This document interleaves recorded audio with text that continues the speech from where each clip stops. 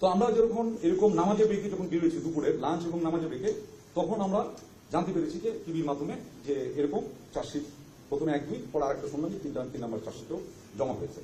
এবং চার্জশিটের ভিতরে আমরা জানতে পারলাম যে এখানে একটা চার্জ হয়েছিল যারা গুম সংক্রান্তই, এটা হলো যে যারা ডিজিএফআইতে কর্মরত ছিল তাদের একটা বড় অংশ এখানে জড়িত ছিল বিধায় বা জড়িত আছে এরকম একটা অভিযোগ।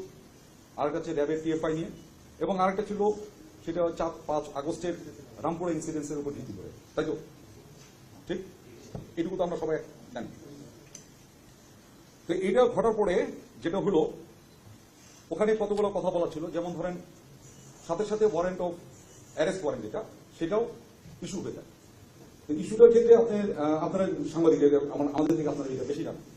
সেটা হচ্ছে যে এই ওয়ারেন্টটা ইস্যু করে ট্রাইব্যুনাল থেকে, করার পরে এটা কার কাছে যায়? পুলিশের কাছে, আইজিপির কাছে যায়। তাকে একটা ডেট দেওয়া আছে, 22 তারিখের ভিতরে এটা তাকে এই কার্য সমাপ্ত করতে বলেছেন। আর এখানে অনুলিপি হিসেবে, অনুলিপি পর্যন্ত মানে ফটোকপি বা অ্যানাদার কপি, এগুলো কপি হিসাবে আমাদের বিভিন্ন অ্যাপয়েন্টমেন্ট যারা আছে তাদের কাছে একটা করে অনুলিপি। আমরা এটা সোশ্যাল মিডিয়াতে দেখেছি এবং টিভির স্টলে কেউ কেউ এটা দিতে পেরেছেন, কেউ কেউ দিতে পারেন না, বাট আমরা সোশ্যাল মিডিয়াতে দেখেছি এরকম চার্জশিটের অনুলিপির ভিতরে কারা করা আছে। আমরা অদ্যবধি পর্যন্ত কোনো এই যে যেটা বললাম অ্যারেস্ট ওয়ারেন্ট এখন পর্যন্ত আমরা হস্তগত হয় না।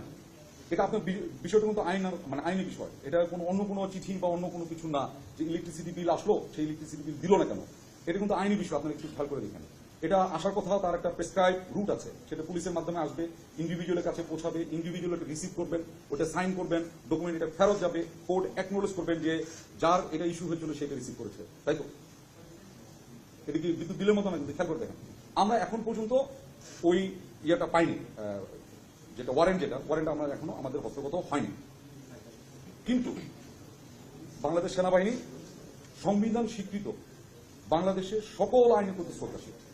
আমি আবার বলে নিচ্ছি, বাংলাদেশ সেনাবাহিনী সংবিধান স্বীকৃত বাংলাদেশের সকল, যেটা করেছি এই যে অফিসারদের নাম আসছে এর ভিতরে কেউ আছে অবসরপ্রাপ্ত, কেউ আছে এলপিআর, এলপিআর মানে হচ্ছে লিভ প্রায়র রিটায়ারমেন্ট, মানে পিআরএল যেটা অনেকে বলেন, আর অনেকে আছেন অ্যাক্টিভ সার্ভিসে।